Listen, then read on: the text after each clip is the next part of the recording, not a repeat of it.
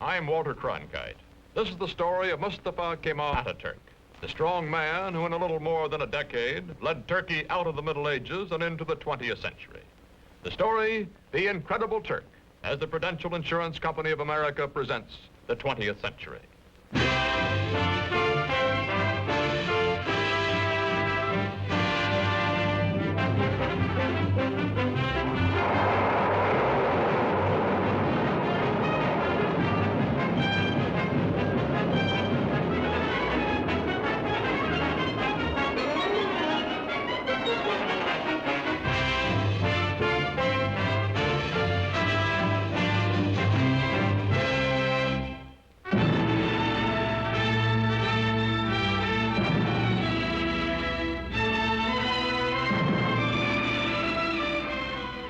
In the Middle East today, chaotic, vulnerable to Soviet expansion, Turkey, modern, powerful, and a rarity in this area, pro-Western, is prepared to defend herself against any aggressor.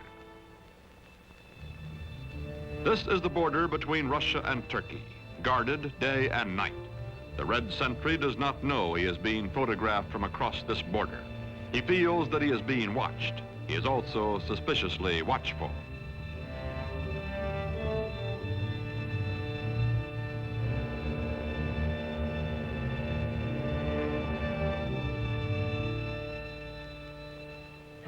Today, Turkish cavalry defends the broken, desolate terrain at the edge of Asia Minor. These cavalry squadrons are part of the strongest fighting force in the Middle East, the Army of Turkey, a democratic-minded member of NATO, military partner of the United States.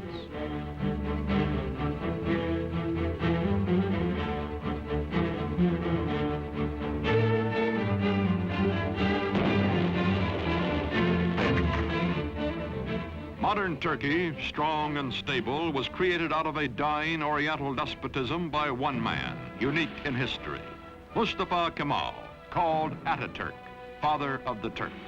In a moment, this story, The Incredible Turk.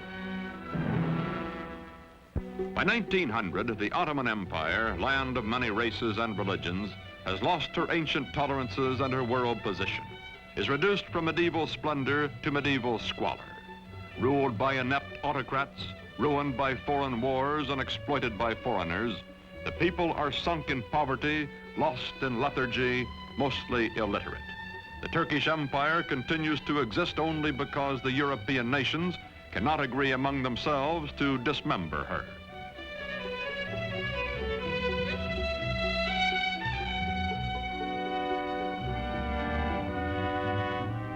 Before World War I, Germany has plans to embrace Turkey as an ally, then to subjugate her as a satellite.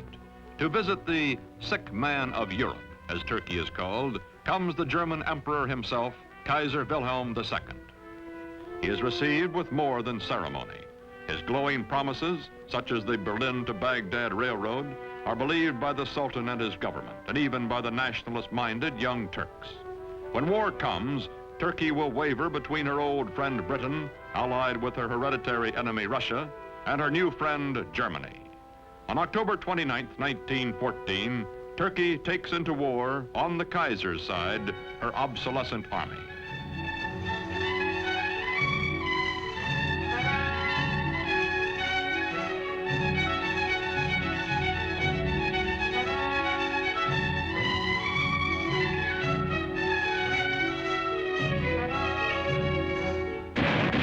February 1915, the British plan to force the Dardanelles past Gallipoli, take Constantinople, and free Russian shipping in one naval campaign. Mustafa Kemal is an unknown officer commanding a feeble Turkish division at Gallipoli. His brilliant strategy and ferocious personal leadership changed the course of the battle, the campaign, and the war. After 10 months, the British signal defeat and steam away, leaving on the historic shore of the Hellespont a new hero in Turkey. One victory, one great military commander are not enough. The defeat of the Central Powers by the Allies brings the end of the old Ottoman Empire. It is carved away, leaving only Turkey proper, a much smaller and more homogeneous land which, with leadership, may become a nation. November 1918. The ships of the victors crowd the harbor at Constantinople after World War I. From the palace of a weak and corrupt sultan, there comes no opposition. Turks bowing to Mecca accept their fate.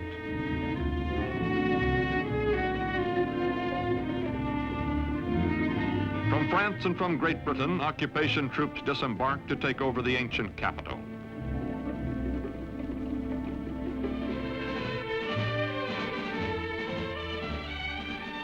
Sure that the Allied armies in Constantinople will do nothing to prevent it, Greece is preparing for an invasion of Turkey.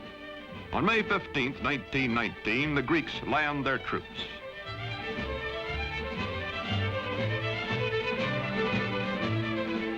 In Ankara, in the heart of Turkey, Mustafa Kemal organizes the Turkish liberation movement, takes command of the Free Turkish Army. From far off Constantinople, the Sultan repudiates him, but Mustafa grimly swears that he will gain Turkey's freedom or die. No other general equals this man, and the Turkish soldiers need only to be led to fight. They are traditionally warriors.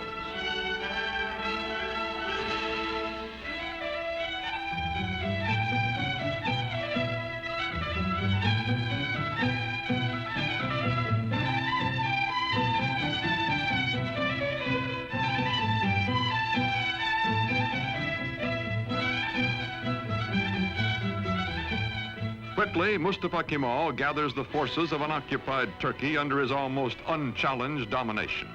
His hastily recruited bodyguards stand ready to defend him with their lives. Mustafa Kemal pits his cold, inexhaustible toughness, his unyielding determination, his knowledge that the people are with him, against the continued fanatic opposition of the Sultan's government. Ammunition must be made by hand, by old men and hungry workmen, boys and children. Mustafa Kemal's Turkey is going into battle with the Greeks.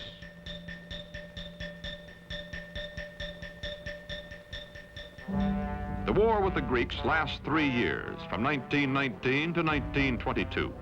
The Turkish people know it is a war of extermination, atrocious, no quarter given or asked. Heroically led, the Turks advance against the invaders. The women leave their endangered homes to carry shells to the army.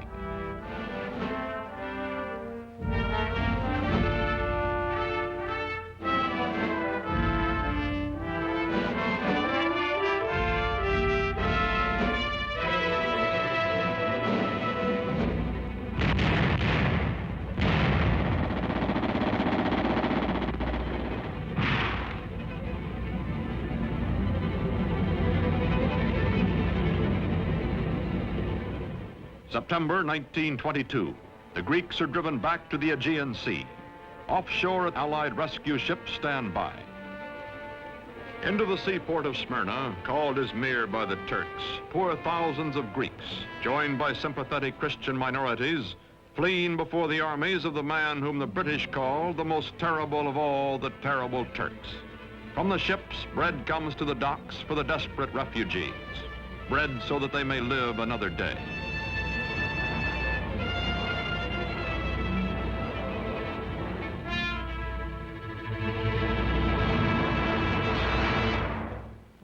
September 9th, 1922.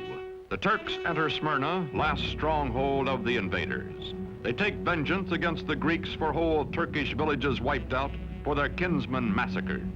The burning of Smyrna, the final atrocity that both the Greeks and the Turks disavow, ends a war that has become an unendurable nightmare for both sides.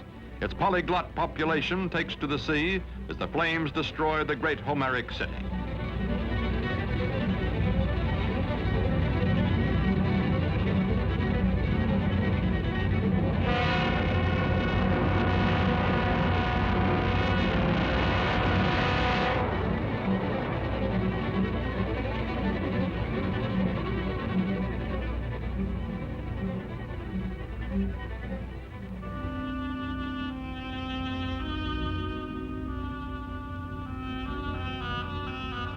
Star and crescent fly over liberated Turkey.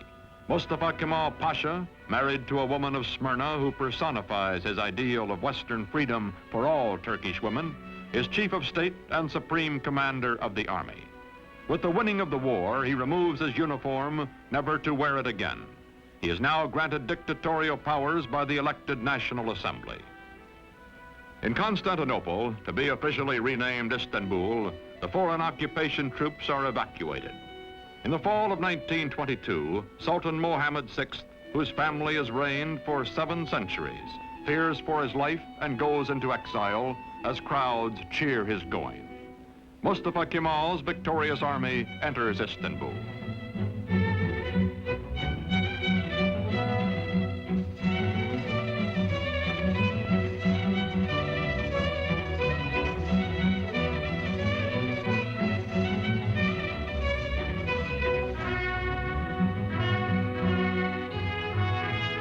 First president of the First Turkish Republic, Mustafa Kemal, during the 1920s, keeps his limitless wartime powers and his command of the army, makes the hard, dry town of Ankara his capital.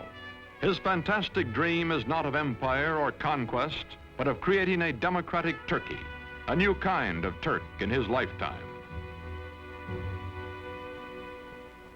The Ottoman sultans also had been caliphs, secular and religious rulers.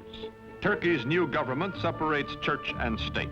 Instead of Friday, day sacred to Islam, when Muslims everywhere ritually cleanse themselves, the Western Sunday is proclaimed the official day of rest.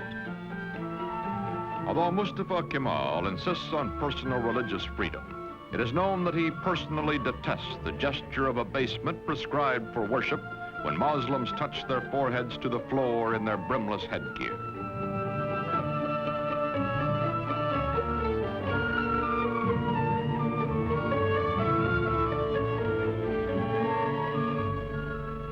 To Kemal, this headgear, the fez, symbolizes Turkey's Oriental fatalism and ignorance. He will abolish it.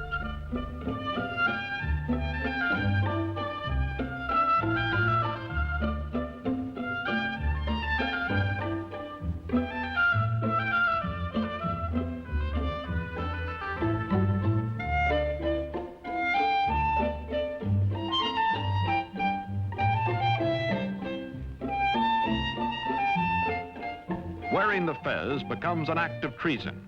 European hat makers unload in Turkey. But woe betide the foreigner who dares laugh at a Turk in his new hat.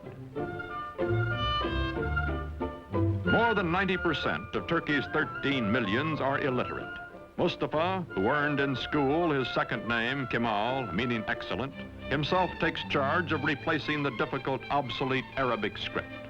A new Latin alphabet, a revised and standardized Turkish language are prepared by experts bullied into haste by Kemal.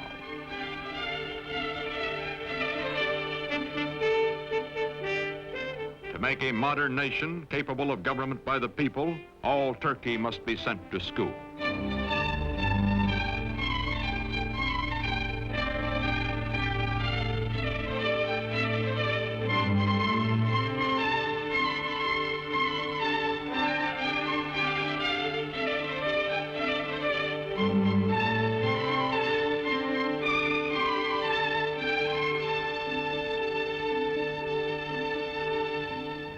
Islamic traditions are shattered.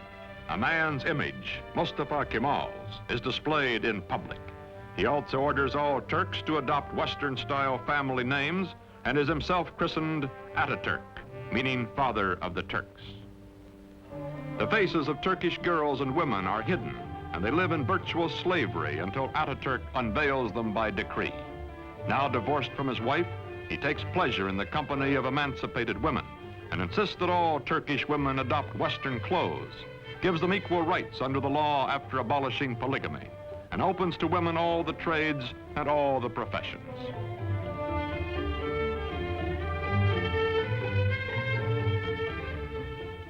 Atatürk, who has eaten the black bread of poverty and lived in the front lines of war, acquires the trappings of power. His proud, fiercely disciplined bearing, which annoyed his superior officers years before, does not change now that he acknowledges no superiors.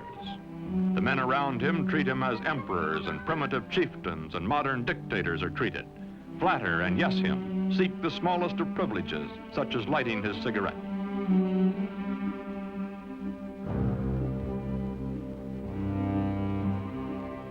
man in a hurry, he has no time for opposition or for modifying his programs. Is too concentrated to pay the slightest attention to the awkward and harassed civil servant who is about to drip peach juice on his shoulder, or to the waiter who will wipe it off.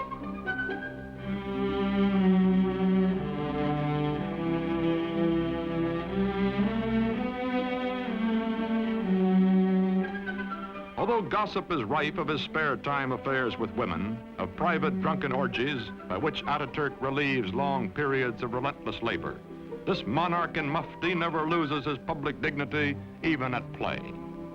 He is adored, also respected, also hated and feared and ruthless in dealing with those who oppose him. Now he goes into the countryside, to remote villages, to archaic farms, to rouse the lethargic and primitive peasants. His credo, Turk, be proud, work, be confident.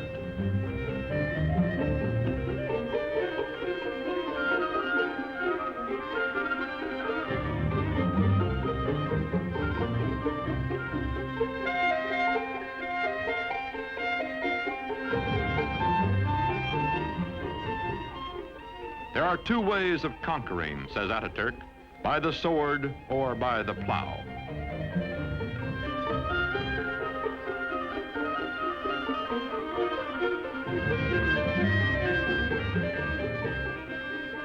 To show his phlegmatic peasants what he wants, he buys land, demonstrates the advantages of tractors.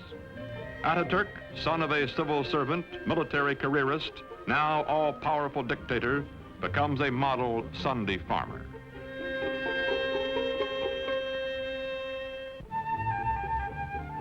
The world is anxious to restore good diplomatic relations with Turkey. From the United States comes Ambassador Joseph Clark Grew.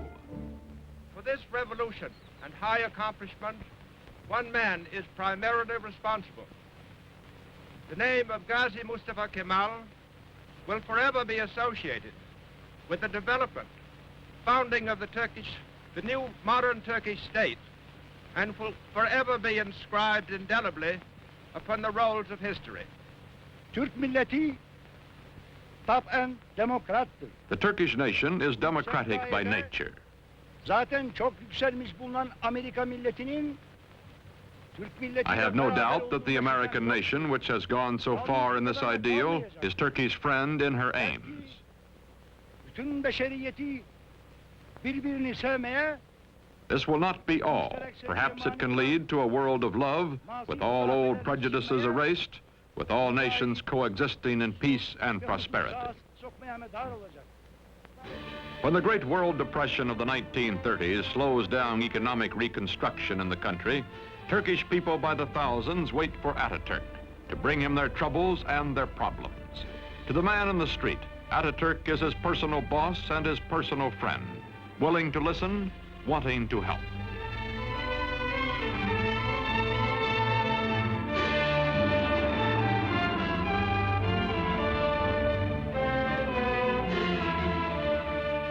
All over the country, Ataturk preaches the ways of the West, scolds and harries workmen to carry out his forcible plan for industrializing the Turkish Republic.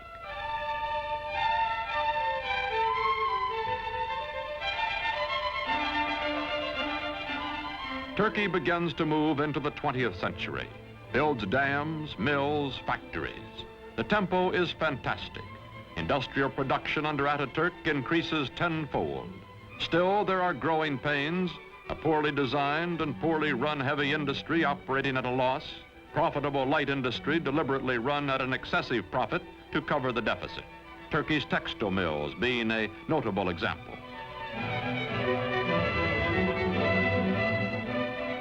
The European nations compete briskly for Turkish trade, for her surpluses, her chrome, and her tobacco, in exchange for the manufactured goods, machinery, and arms she imports. Turkey's foreign relations are excellent, but war is in the offing. Ataturk hopes Turkey can remain neutral, as indeed she will do during most of World War II. But meantime, he must mend his defenses and re-equip his neglected army, a bayonet army from an earlier era of belligerence.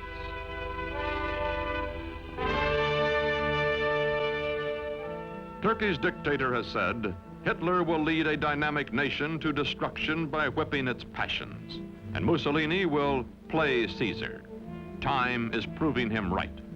Aging now, Ataturk gives his personal fortune to the nation, lives quietly, spends time teaching the youngest of his 6 adopted daughters the alphabet he made all Turkey learn.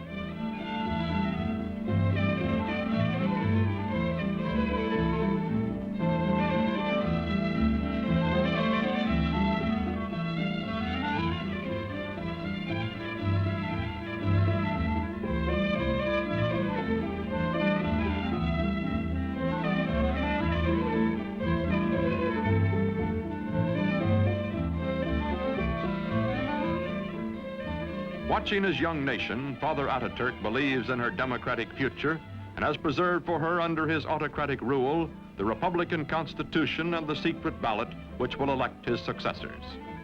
His severest Western critic grudgingly admits, Ataturk is dictator so that Turkey may never again have a dictator. The Shah of Iran is among the neighboring rulers who come to admire Ataturk's prospering, progressive nation. The Emir of Transjordan comes.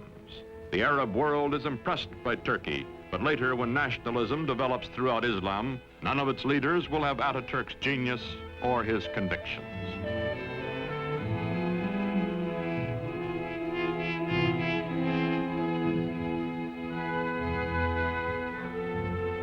An ailing Ataturk spends much time aboard the yacht presented to him for his health by the Turkish people. Long ago, he has said, I will lead my people by the hand along the road until their feet are sure and they know the way. Then my work will be done.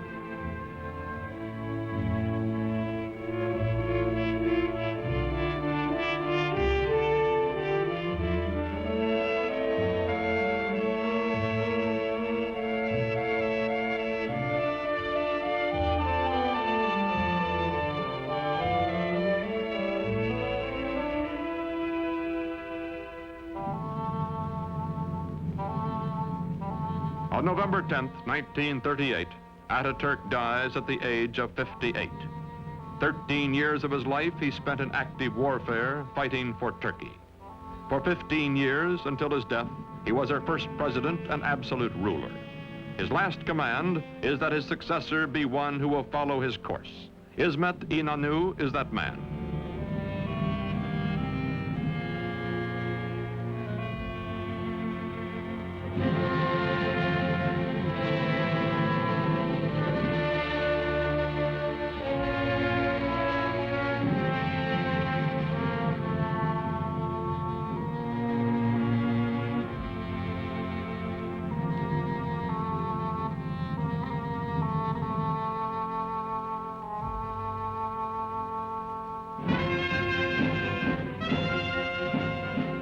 Today, this mausoleum is a shrine for his people, who well and truly mourned for Ataturk. Marching past in fighting trim, the soldiers of Turkey are the sons of the ragged forces who followed him to fight for Turkish independence 40 years ago.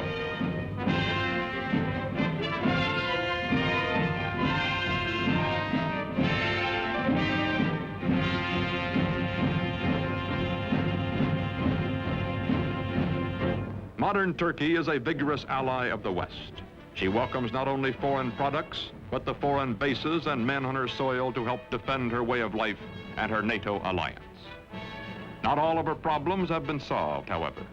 Her economy is heavily bolstered by, some say virtually dependent on, Western aid.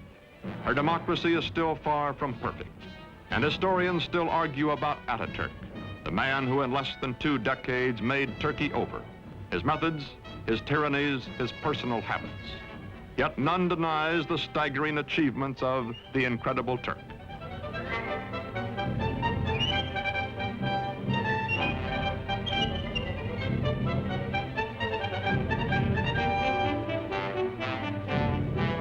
These, our allies, guarding the gates to the east, are the inheritors, the children of Mustafa Kemal Atatürk.